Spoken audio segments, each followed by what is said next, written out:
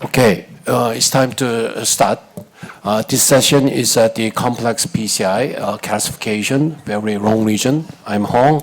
My co-moderator is Gerald Werner, is the European CTO representative. We have several distinguished panelists, Chunhamaneewat, and Professor Joo-Yong and Dr. Jafary, and Hyun and Vincent and Shigeru Nakamura, and Gyung-Min and Aaron Ong. I introduced first the three topics, and the remaining three topics will be introduced by my co-chair, Dr. Werner. And let me introduce the first topic is a practical tip and the tricks of intravascular lithotripsy for severe calcified coronary lesion. This topic will be presented by Dr. Minami from Japan. Please. Yeah, thank you, Chairman, and good afternoon, everyone. My talk is about IBL.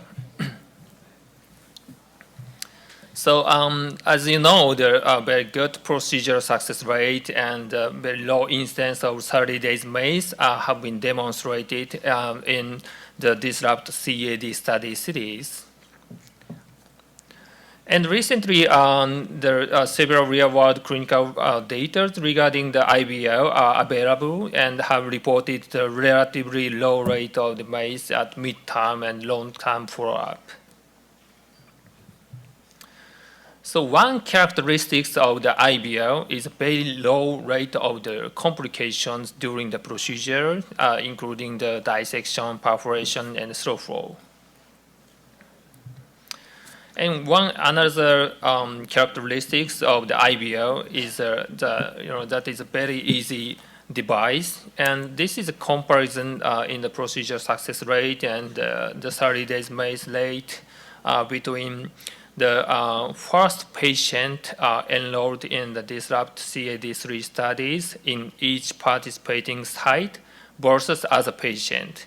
So as you can see, there is no difference between the groups in the procedure success rate and the 30 days MACE.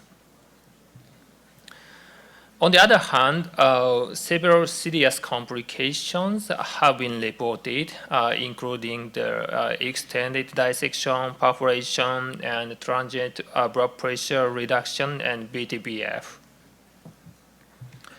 So what can be the cause of these serious complications? So this is a case report of the dissection right after the IBL ballooning, and the authors speculated that the existence of the protruded irregular calcification and vessel tortuosity and forceful manipulation, to cross the IBL balloon to the calcified region may cause balloon injury and rupture and subsequent spiral dissection. So this is also a case report of the dissection, and the authors expanded the mid portion of the LAD. However, the dissection was extended toward the left main. Then they finally, treated these dissections by using the long stent. And the authors have mentioned that balloon rupture, IBL balloon rupture during the treatment may generate, the more extensive dissection because the strength of pulse is, very powerful. And this is a case report regarding the coronary perforation after the post-dilatation using the high-pressure balloon after the IBL. So we have to keep in mind that after the IBL, the rigid calcification have been, the more, the compliance has been already increased. So if we want to use the high-pressure balloon after the IBL, we have to be careful.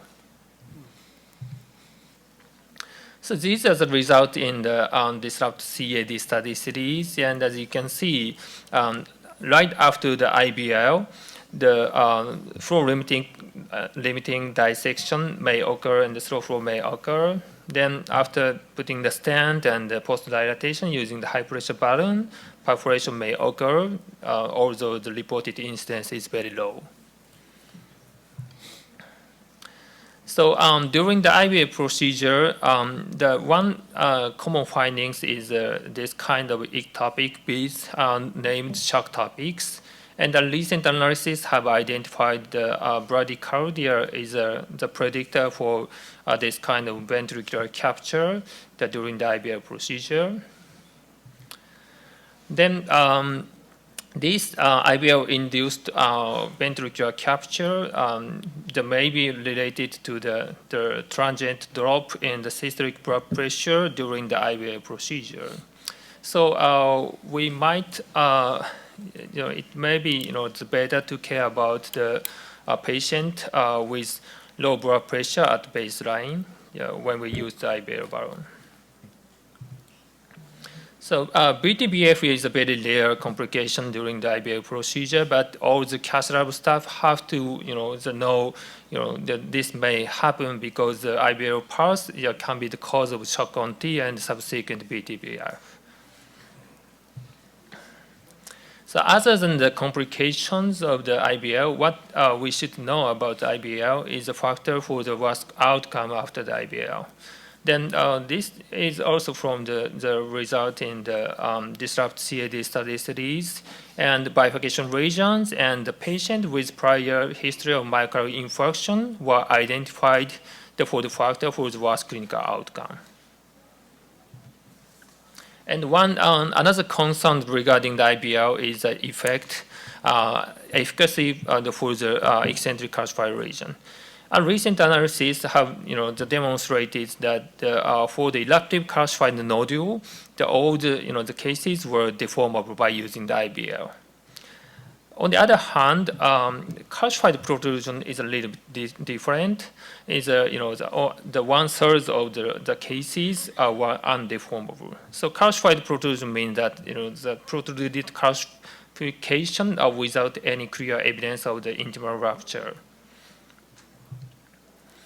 So several, the previous studies have demonstrated the efficacy of IVL on the, acute gain after putting the stent. But please look at these, the representative images. The stent was well expanded, in terms of the area, but the looks not, the symmetrically expanded. So this is very interesting, the bench test, the showing the limited efficacy of IVL for the eccentric calcification. So after 10 pulses, we can see the crack at the side of the concentric region, but no crack was observed in the eccentric region. Then after 40 pulses, we can see several, tiny cracks at the eccentric calcification, but number is the less than the cracks that are observed in the concentric region. And if the calcification is very narrow, the 90 degree, even after 80 pulses, we cannot see any cracks. So this is my conclusion. So I totally agree with the safety and efficacy of the IVL, but we have, we have to keep in mind, the forceful manipulation of vessel tortuosity or the protruded calcification, that high pressure balloon may cause the serious the complications. And, we need more data regarding the bifurcation and the eccentric lesion. So thank you for your attention. Okay, excellent summary. Next topic is the recorded presentation, coronary calcified nodule classification. The speaker is Alan Jeremias from the United States. Hello, this is Alan Jeremias, and we're talking about coronary calcific nodules. These are my disclosures. So as you all know, the population at the highest risk are obviously the elderly. There's a very high correlation between age and the probability of calcium, as well as some other risk factors, predominantly renal failure and diabetes. What all of these have in common is that calcific nodules basically live in spaces where there is a lot of calcification. And calcific nodules come in two basic forms. There is the eruptive calcific nodule, which is an accumulation of small fragments with an irregular surface of calcium. And there's nodular calcification, which is non-eruptive and is more like a protrusion with a thick and smooth fibrous cap.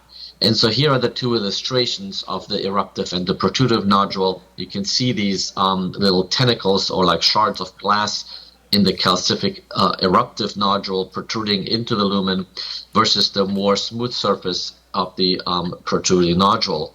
And these two calcific nodules have significant clinical implications.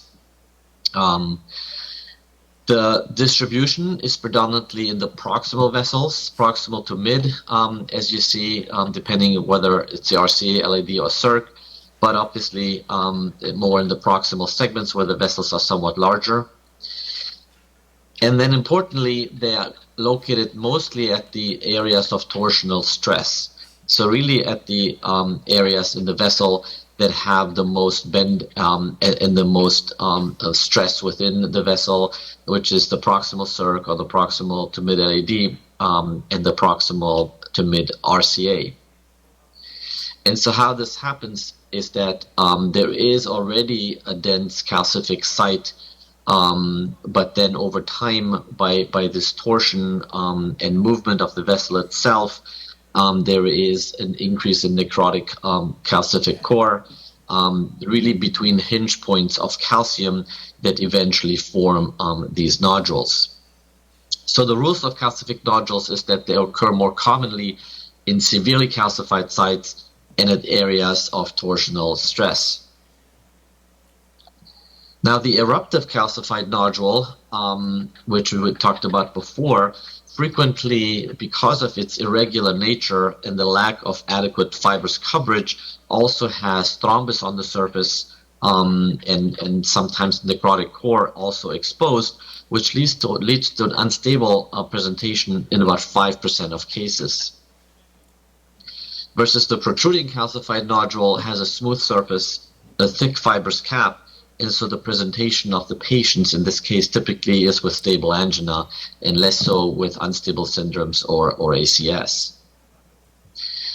So the rule is that eruptive calcified nodules are active versus the protruding calcified nodules are passive. And this is really important with respect to the principles of therapy. And really what we mean with that is, does the plaque need to be modified before we put a stent in, and what is the stent expansion? And the important feature of this is that calcific nodules, they all look the same, but really the response for treatment is different depending on what we're dealing with.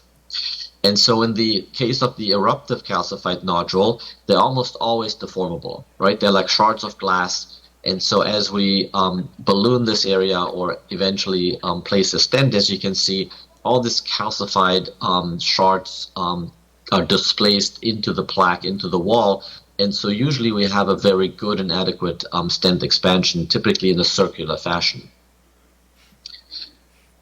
Now, the protruding calcified nodule may or may not be deformable, right? In the case that it is deformable, it usually has a necrotic core behind it, typically not visible either by IVUS or OCT because of this dense calcification that neither imaging modality can penetrate. But if it is resting on a more necrotic or lipid surface, it basically can be deformed in that it's pushed into the wall. But sometimes it's basically sitting on a calcific plate. And when it sits on a calcific plate, it is not deformable because it cannot be pushed into the wall. And so these are things that are not really visible by imaging alone. So this has to be is part of the treatment algorithm as to how to approach these. And so the patterns of stent expansion is that it's concentric expansion almost always when there is an eruptive calcified nodule. It's like a glass shards basically on a pillow. They can all be moved in the pillow, and that happens in 34% of the time. So about a third of calcific nodules are that pattern. Of the nodular calcification, we have the so-called marble on a pillow. So it's the calcific nodule on a lipid or necrotic core, which can be deformed. That happens in 43% of the time. And in 23% of the time, so almost a quarter of the time, it's a marble on a rock. So that's a calcific plate. And so there is no pushing against that calcific plate. And so in those cases, it's very, very important to modify the calcific nodule with atherectomy or shockwave before placing a stent, because that stent will not expand properly. Here is the natural history of a patient who received the stent. You can see that this was a protruding nodule. This is how it looks after angioplasty. You see some fractures at the side on the base with a very good and adequate expansion of the stent. But at 3 months already, the nodule now is protruding into the stent, and at 13 months, as you see, it basically has a pretty significant recurrence rate. And so what we found in an analysis of our patient population, these are about 200, 300 patients that were assessed, is that patients who have eruptive calcific nodules, although the initial result is good because those stents are expanded and the nodule is deformable, the incidence of target lesion failure at 2 years is about 20%, versus patients who have protruding calcified nodules have about a 10% recurrence rate.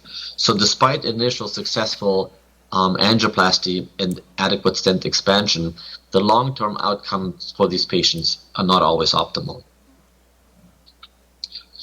And so the bottom line is that eruptive calcific nodules are deformable by PCI.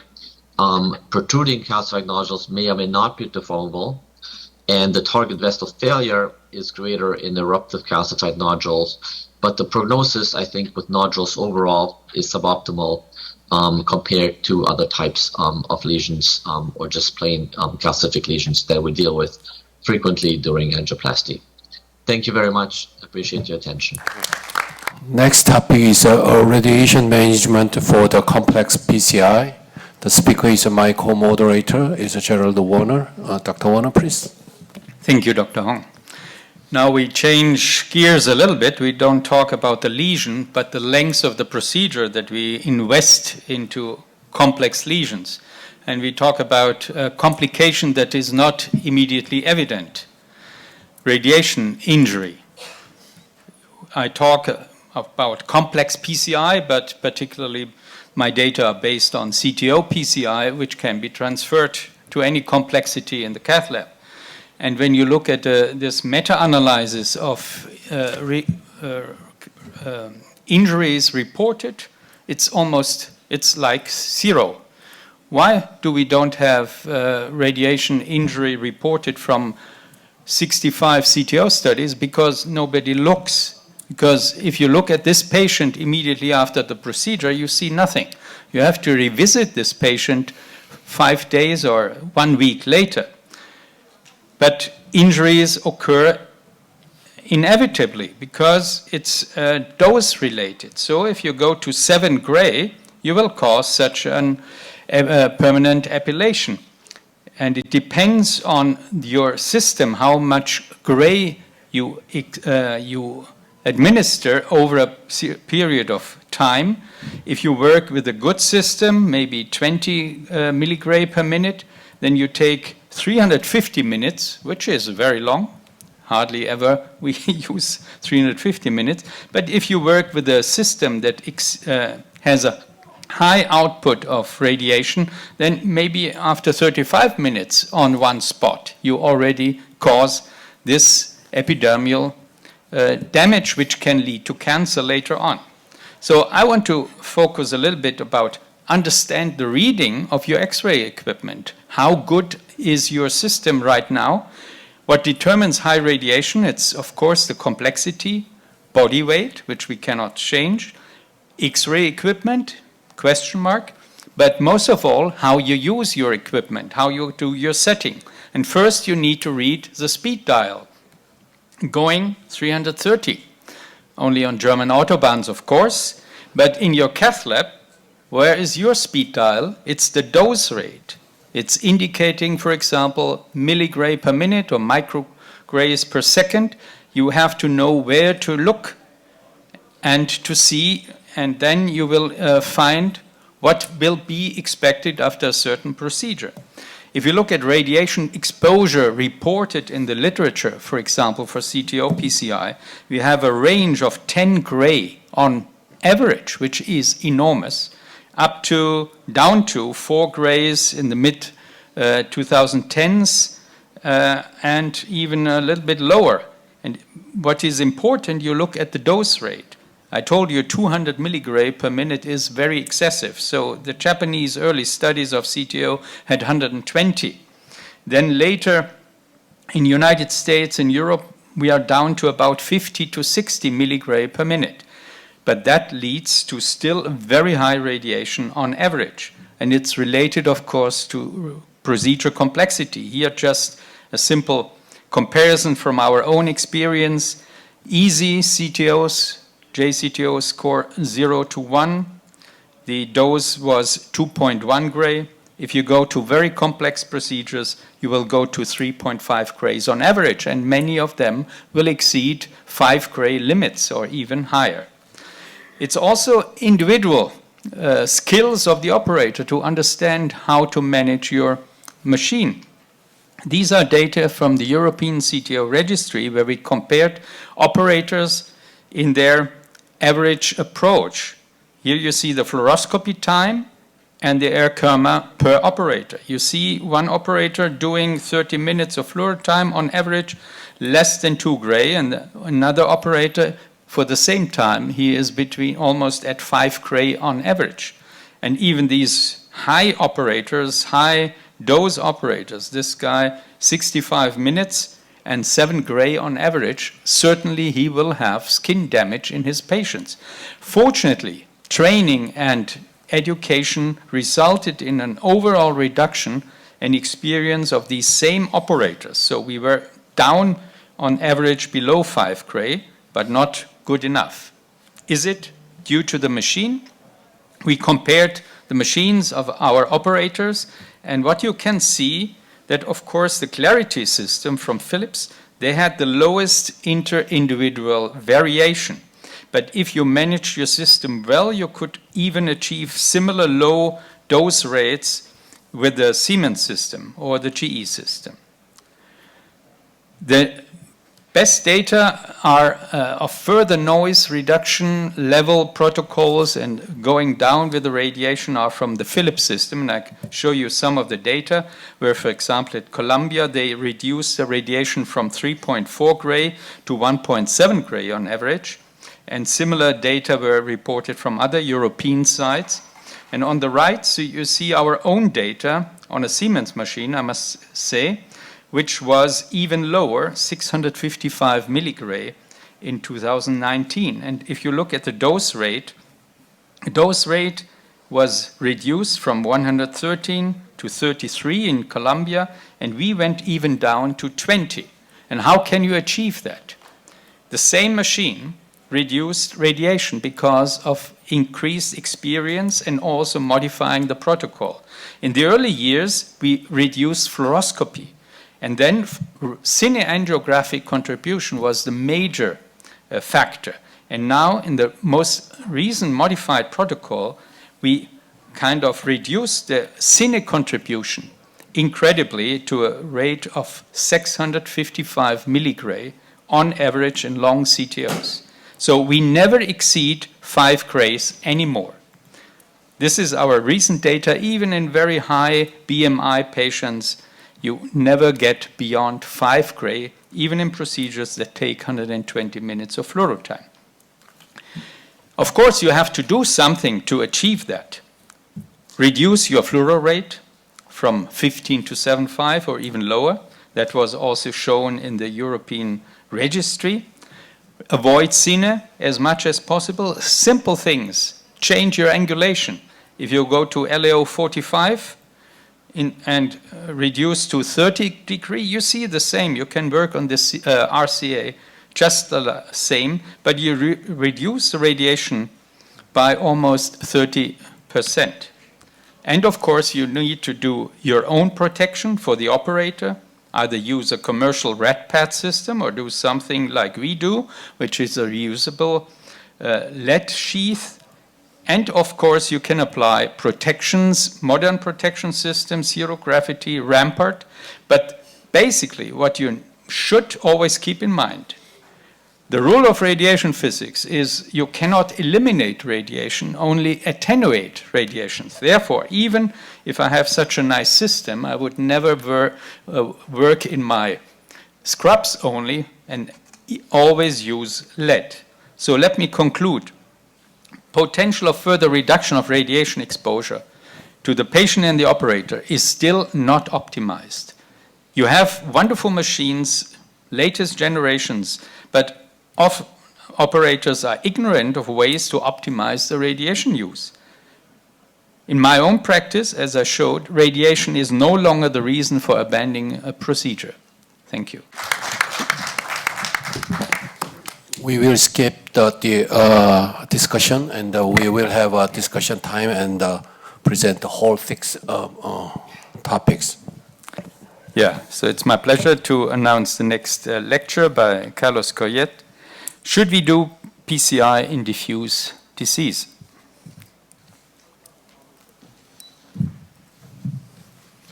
Mr. Chairman, thank you very much for the introduction and to the organization committee for this kind invitation. The title of my talk is very, very difficult because there is no evidence at all to support any of the claims that I'm going to make in the next slides. Nevertheless, it reflects our opinion and how we're using contemporary PCI, integrating physiology and imaging to tackle diffuse disease. These are my disclosures. So the first question is, what is diffuse disease? And this is a problem. I will explain you why. We have learned a lot by using CT systematically in the patients that are coming to the cath lab. And one of the things we have learned is that diffuse disease can actually be seen from the anatomical glasses on the left side. You see that there is a diffuse lesion, there is a circumflex vessel reconstructed in 3D with color code of the plaque, and you see here that the extension of the plaque is quite big, quite long. However, when we look at this from the functional perspective, this is a focal disease. So for the next part of the presentation, I'll be referring to focal or diffuse disease from the hemodynamic definition. This is quite important for the patient's benefit. So when we look at anatomy, we tend to overestimate the degree of focality. And this is a series of 100 patients looked by interventional cardiologists, and we asked them to classify the disease as focal, diffuse, or combined. And here you can see that 62% of these cases were assessed as focal. To the same operators, then we show the pullback FFR curve. So we did a longitudinal vessel assessment using pullback curve, and this is what they said. So the degree of focality was reduced from 62% to 50%, and of course at the expense of higher amount of diffuse disease assessed only using physiology. And this led to a reclassification to about a third of patients that were considered to have focal disease and actually have diffuse disease. And the problem is this one. We don't have a standardized criteria to define diffuse disease. It relies on visual assessment. This is the reason why it has low inter-observer reproducibility. For the surgeons, diffuse disease is one thing. For us, diffuse disease is another thing. And it cannot be detected by angiography. So these, of course, remain a clinical need. So the way that we have tackled this problem is actually to use physiology to understand coronary artery disease better. And you are very familiar with fractional flow reserve of non-hyperemic pressure ratios when you measure one value in the vessel. But the new generation of physiology actually mandates a pullback curve. And I will explain you why this is so important as part of the physiological assessment. Let's review what would be the outcomes of PCI in focal versus diffuse coronary artery disease, again, defined from the functional perspective. Let's start with a clear focal lesion. This is a lesion. We're going to put a pressure wire down this vessel. And at the same time, we're going to see here the pullback recording. The FFR in the distal part of the vessel is 0.7. And while we are pulling the wire back, this is what we find. When the wire reaches the lesion, there's going to be a change in the slope of that curve. And not surprisingly, when we pull the wire back a little bit further, we're able to understand that there is a translesional pressure gradient. And this is crucial. Why? Because when we see these lesions and we attribute the lesion-specific pressure gradient of that vessel and we treat that lesion with PCI, I will show you what happens. Let's imagine that we're going to put a stent. This is the stent in the lesion. We deploy the stent, and I'm going to ask you to focus on the right side of the slide on the pullback curve, because this is what happens. The pullback curve changed completely, and the post-PCI FFR becomes high, in this case 0.95. What happened in diffuse disease? Well, we're going to put the same pressure wire down that vessel with now diffuse disease, and not surprisingly, we're going to have the same distal FFR. We're going to pull back this pressure wire, and we don't see any pressure gradient. This is a diffuse slope of disease. We can even pull it a little bit further to the most proximal part of the vessels, and we end up with this curve showing pure diffuse disease. Nevertheless, we have angiography or imaging in front of us, and we're always going to find a place where it looks focal. This is the place responsible for the lesion if you don't do the pullback.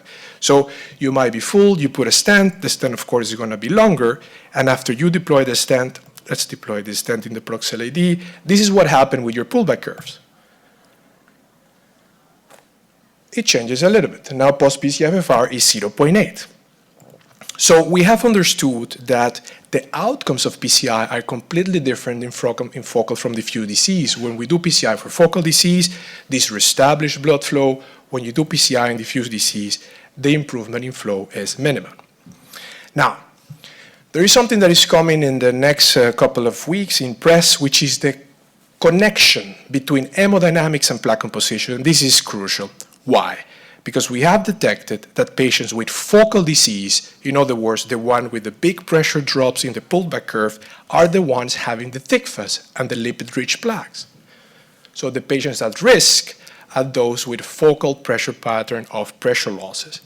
Moreover, if you look at the counterpart of the atherosclerosis composition, which is calcium, calcium appears to be predominantly present and larger or bigger in cases of diffuse disease. Let me show you some data behind all these concepts. This is one of our first studies comparing patients with focal and diffuse disease, and what we did at the end of the procedure, all this is defined by hemodynamics. We implanted, of course, more stents in patients with diffuse disease. These were patients classified by the PPG less than 0.66, and of course, the total length of the stent was significantly longer. Interestingly, and probably related to the composition of the plaque, the MSA that we achieve in patients with diffuse disease was significantly smaller than those with focal disease, and these were all OCT-guided PCIs.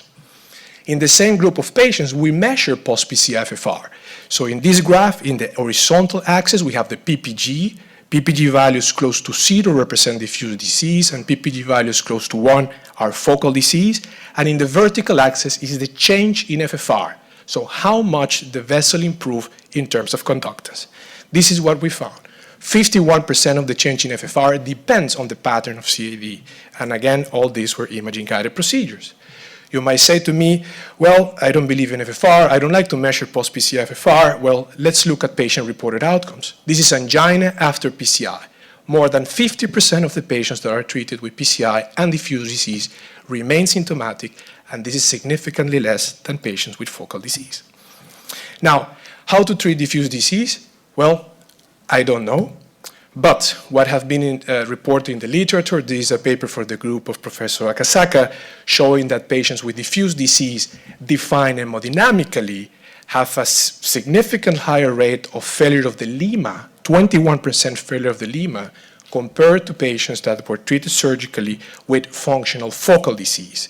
This is data coming from Eindhoven, a small group of patients with diffuse disease, again, defined by fractional flow reserve pullbacks, showing that there is no difference in terms of CABG of medical therapy at 2 years follow-up. This is a case from Niels Johnson, just to show what he did. Again, long diffuse disease in the LAD, FFR was 71, PPG 5 years ago was 34. He decided to treat the patient medically and restudy the patient again 5 years after, and he found exactly the same. low FFR, low PPG without any clinical event. So medical therapy is indeed an option. So we have created this algorithm of decision-making for diffuse disease. I'm going to go here in the detail, and we're going to be talking about, of course, epicardial lesions with a diameter stenosis between 30 and 90%. And we believe that the use of physiology is fundamental, not only to define the significance of the lesion, but to understand the pattern of disease. And we believe that the best approach to patients with diffuse disease is medical therapy with selective cases treated with PCI in the presence of a translesional pressure gradient with areas of diffuse disease connected, or in other cases, surgery. So as a conclusion, the use of physiology with a pullback maneuver is required to detect the presence of diffuse disease. Diffuse disease has a low prevalence of high-risk plaques, as shown by the slides. The PCI in diffuse disease is less effective. It's less effective in terms of what? Post-PCFFR, MSA, higher procedural injury, and higher rate of residual angina. And we have to acknowledge that still more data is required to understand what is the best approach to treat patients with diffuse disease. Thank you very much for your attention. Thank you very much. So it's my pleasure to announce the co-chair, Dr. Myeong-Ki Hong. He will talk about how would you define stentable long lesions. Thank you, Dr. Werner. I'm going to talking about how to define a stentable long lesion. Actually, I don't have a disclosure in relation to this presentation. When you look at the long coronary region, we think about the higher risk of the instant restenosis. And second issue is that the impact of intracoronary imaging for the long region. What about the bare metal stent era? What is the incidence of the instant restenosis? This is a very wrong study which was done a long years ago in the bare metal stent era. When we divide the lesion was a distant length less than 20 and between 20 to the 35 and the more than 35, the angiographic restenosis rate was increased as a stent length was increased. This is quite historical data. But when we think about the risk of the angiographic restenosis, just stent length is the only factor? No, there is some correlation between the minimum stent cross-sectional area. This data is clearly show that.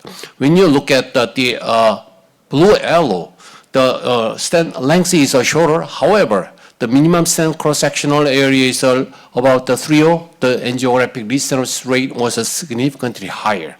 When you look at the blue red arrow, the stent length, even in the bare metal stent, is quite longer, but this instant restenosis rate is quite lower. Therefore, when we treat the long stent lesion, we have to think about always minimum stent cross-sectional area. What about the DS era? In the treatment of the long lesion with a drug-eluting stent versus a bare metal stent, actually this is a first generation DS, Cyper or the Texas. The angiographic restenosis rate was significantly lower compared to the lesion treated by the bare metal stent. Even in the first generation DS, the longer stent length is closely related with a higher rate of the instant restenosis. This data is produced by the Hahn Medical Center. In this data is first generation Cyper stent length stent was used. IV stent length and the minimum stent cross-sectional area was an independent predictor for the angiographic restenosis. The cutoff value in this study was the minimum stent cross-sectional area is 5.5 and the stent length is about 40 millimeters. What about the cutoff value for the longer stent deployment in the first generation DS? In this study, stent length more than 31.5 millimeters. What about the second generation DS? Even in the second generation DS, this study clearly showed that total stent length more than 40 shows the more higher rate of the target region failure. Therefore, even in the second generation DS, stent length is a strong predictor of the restenosis after the PCI. and the stent length more than 40 could be a cutoff value for the predicting the restenosis. What about the impact of intracoronary vascular imaging in the lung region?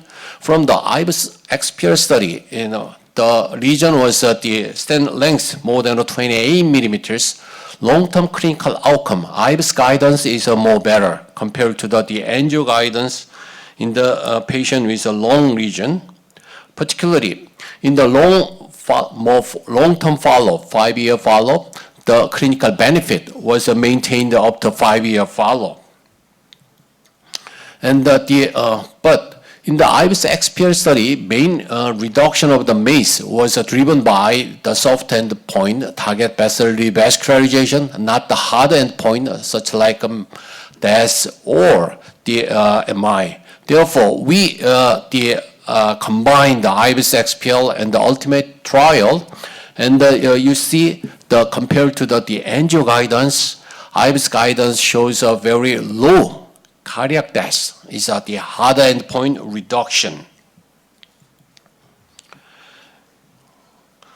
When the imaging guidance was used in the lung region treatment, this data clearly show that optimal stent expansion by the IBIS criteria shows a better clinical outcome.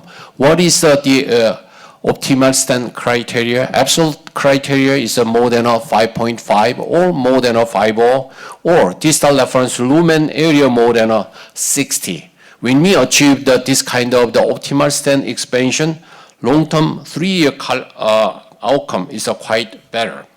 However, the mechanically achieve the minimum stent cross-sectional area more than 5.0 or 5.5 is difficult in the region, specifically in the region with a very small reference vessel. Therefore, the impact of the intracoronary imaging clearly improved the long-term clinical outcome. Patient with underwent PCI for lung region and try to the optimum stent cross-sectional expansion criteria. Finally, small reference vessel diameter may hinder the optimal stent expansion. Ladies and gentlemen, I'd like to conclude that in the current DS era, PCI for a long coronary region, DS stent length between 30 to 40 is challenging. Even in the DS era, long stent length was associated with a higher rate of the restenosis and the repeat revascularization. Third, intravascular imaging improved the clinical outcome in this kind of patient. Finally, the achievement of optimal stent expansion is very important in this kind of the patient set. Thank you for your attention. Thank you. Thank you very much. And we are honored that the conclusion of this session will be by Dr. Colombo, who needs no introduction. He will talk about limit the stent length by back to spot stenting. Thank you very much. I have no conflict to disclose. Spot stenting was an idea that we published in 2001 at the time of use of meta stents. This is an example taken from the manuscript published in JACC. You see this long disease of this first OM. Most probably nowadays we would treat these with the DCB, while in the United States where DCB are not available, they will place a long DS. We did IVUS as a baseline, and you see that the lumen in the most proximal part is acceptable, and here is the area where there is the small lumen. We did pre-dilatation. There is a dissection, the plaque is fractured, and the angiographic result is acceptable.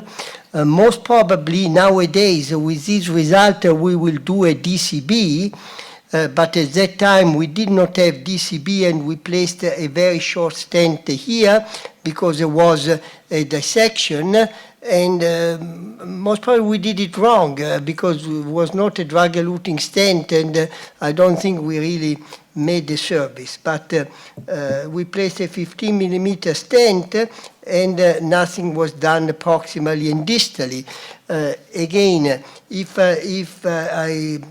I go back to the initial, and I show the initial slide, most of the operator would place a 38 or a 48 millimeter DS to cover the whole lesion, because the idea to go from healthy to healthy seems to be appropriate. I say seems because I don't really believe that there are data except from covering a real dissection, not a dissection.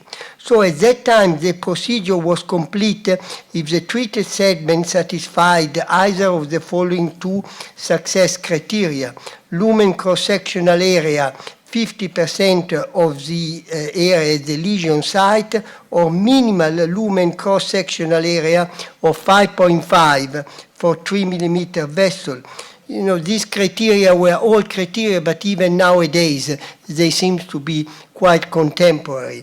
And I believe these criteria can now be utilized to guide optimal lesion preparation before DCB. So if you do DCB in order to prevent TLR, you should have this result at the lesion pre-dilatation, no matter if you have a dissection or not. And here is some example of what I call a limiting stent length. This is a total occlusion which was treated with a DES proximally. Maybe you don't need, but the result was not acceptable, and a too long drug-eluting balloon distally, and the result was maintained at a long-term follow-up.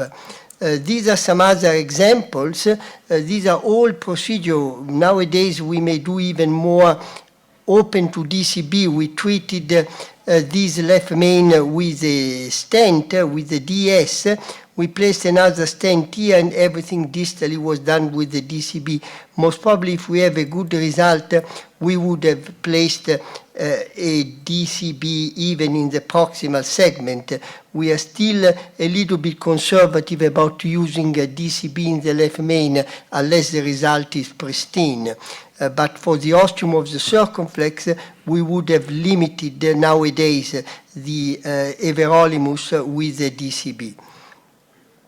We have an old paper, because this idea in our group is going on for many years. We have this paper from 2013, 45 patients, and we used a combination of DES and DCB, and we compared. It is not randomized, but is well matched.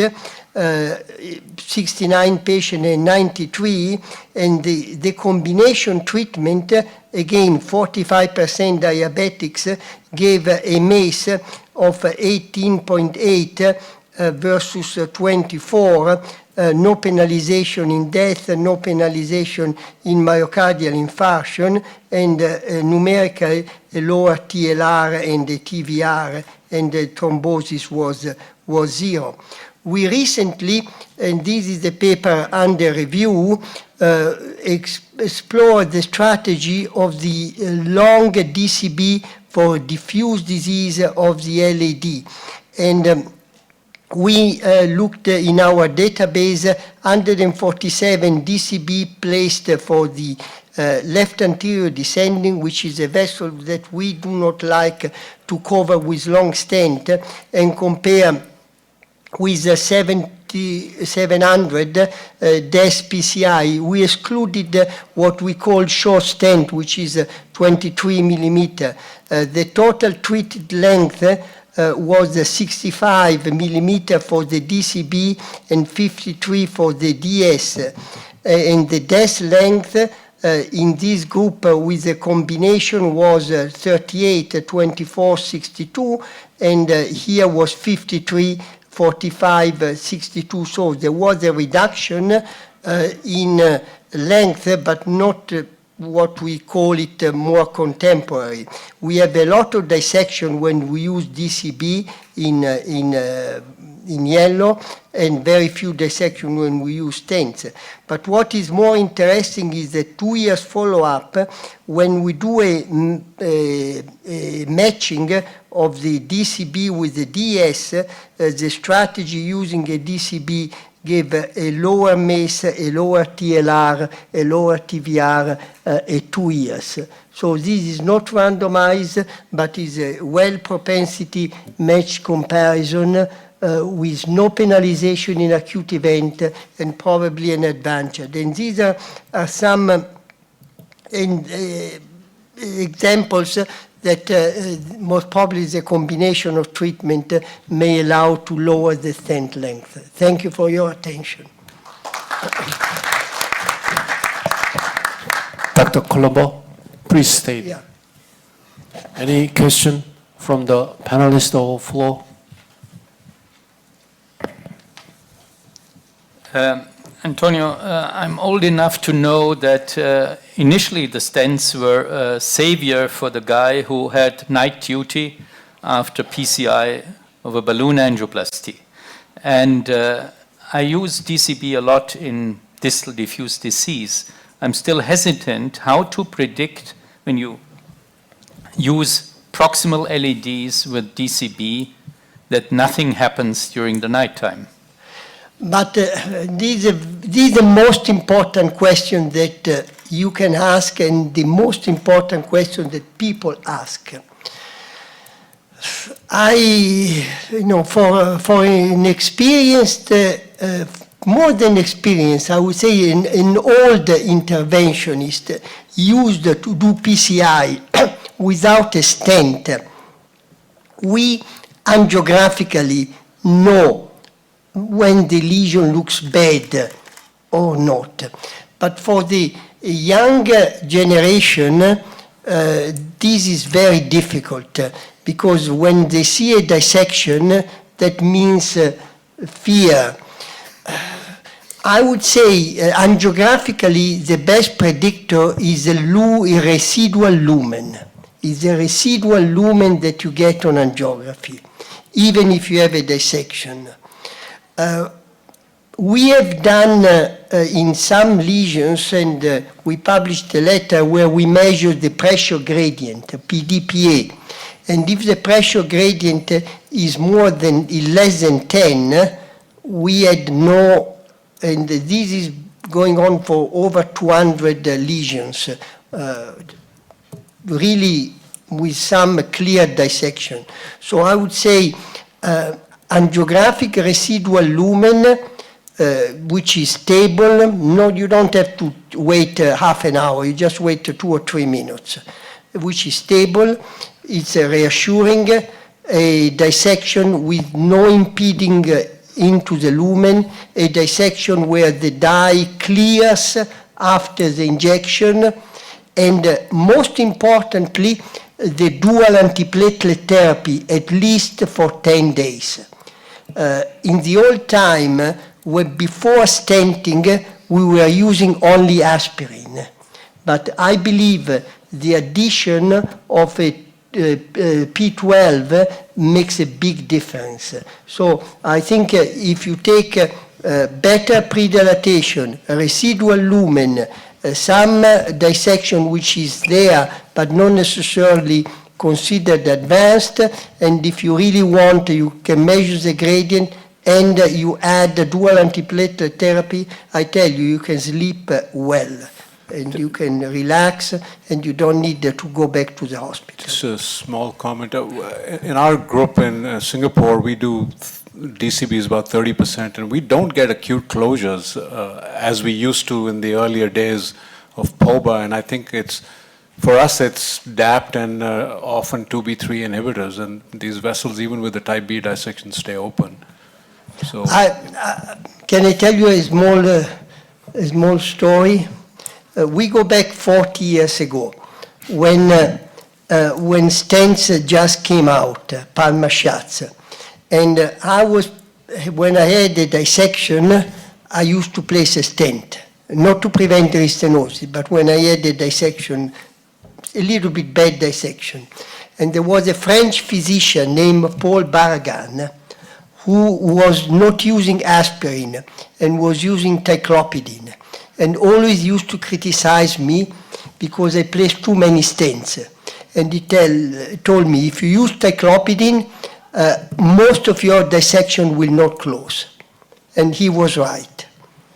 So I have a question, and I think I'm part of the physicians that when they see a dissection, you take a stent and put the stent, being afraid of what could happen in the night. And I understand that the change in the medical therapy, the APT, is bringing a lot. My question is very topical. Were the balloons used in the area of high rate of vessel occlusion different from the balloons that we have today? Yeah, they were very poor, were very compliant, very compliant. When you inflated the balloon at 10 atmosphere, in some areas became 20-30% bigger, were very poor balloons.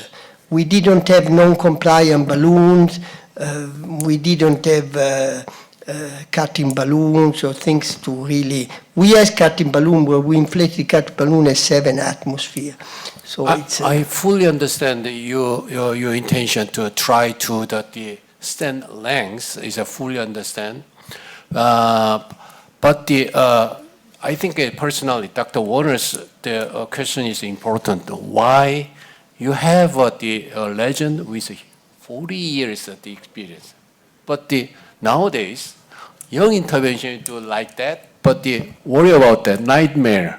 So clarify, okay, this is a good or not. We need such kind of clear knowledge. Discriminate. It is really good or not. but Not your aspect, but our aspect. Young interventions try to this is the weak point of my proposal, that I do not have a clear-cut message like a stent. I'm sorry. Second one is what is the expected the penetration depth of the drug coating balloon? What I mean is the big size of the vessel. We want the drug should be the approach to the adventitial layer. Is a proximal vessel, and the distal vessel is a vessel size smaller.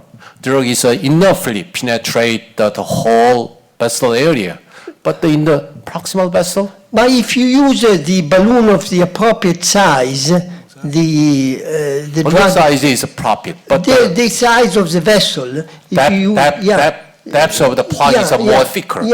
Yeah, if you use the appropriate size, there are, the group of Renou-Vermani has good studies showing that there is a good penetration.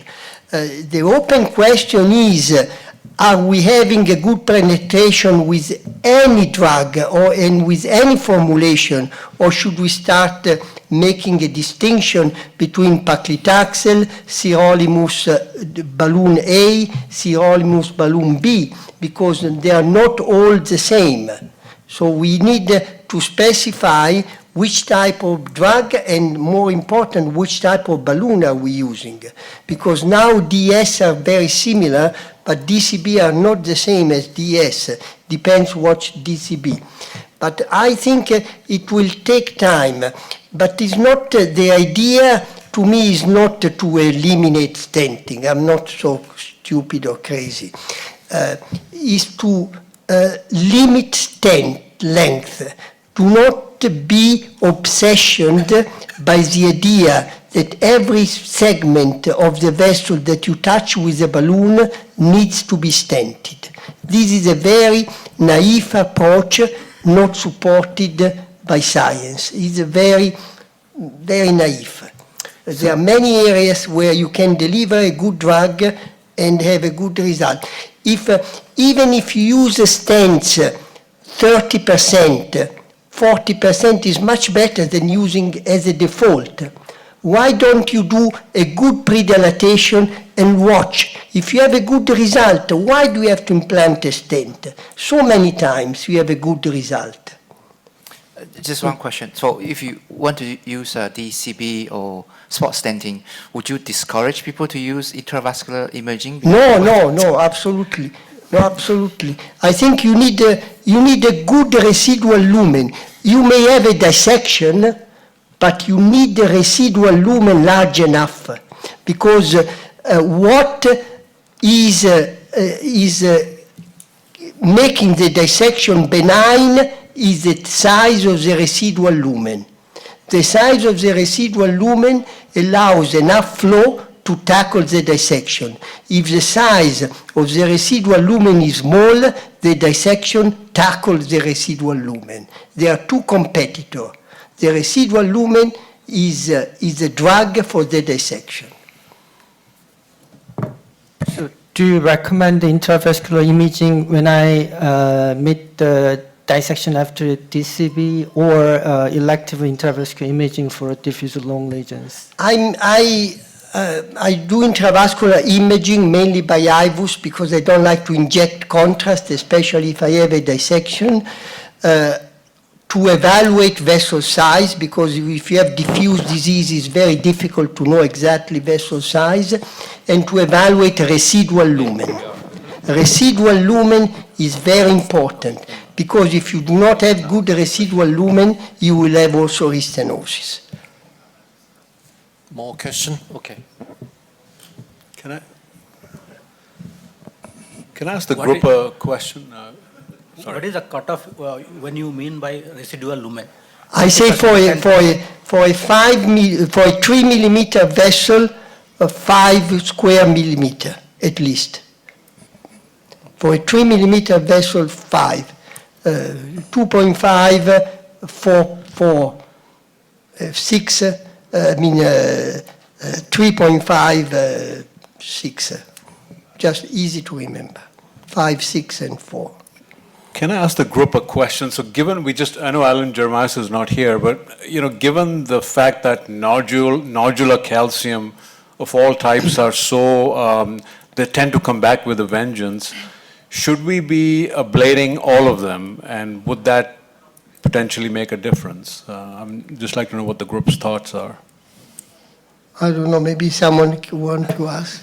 Yeah, so in Japan we can use a lot of devices. So I think in our practice, so to do the DCB, we have to finish the good angioplasty, and that you can deliver the there.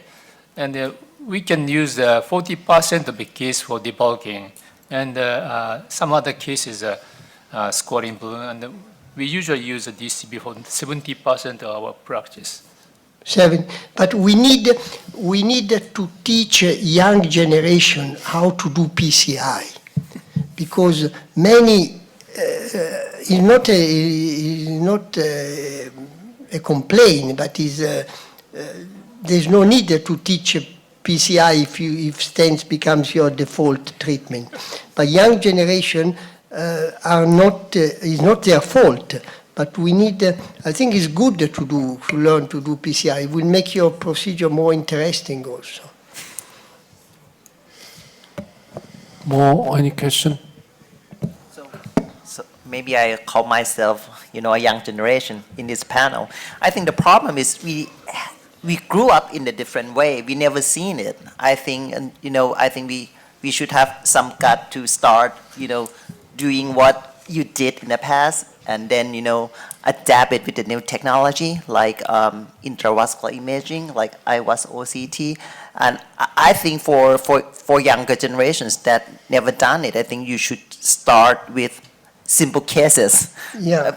For me, like focal osteocircumflex lesion and then drug-coated balloon, rather than diffuse heavily calcified lesion. It should not be your first case. Yeah. I think what you said is absolutely right. We should move step by step and first apply where we know that DS tend to fail. Like ostial circumflex. In left main, it's long time I don't do double stenting. Of course, if there is a bad dissection, it's a different story. But make a good effort not to stent the osteomosis circumflex. Long LAD, no more full metal jacket. Do a good pre-dilatation and see what the result is. If the result is good, maybe place a short stent only in a spot and use DCB.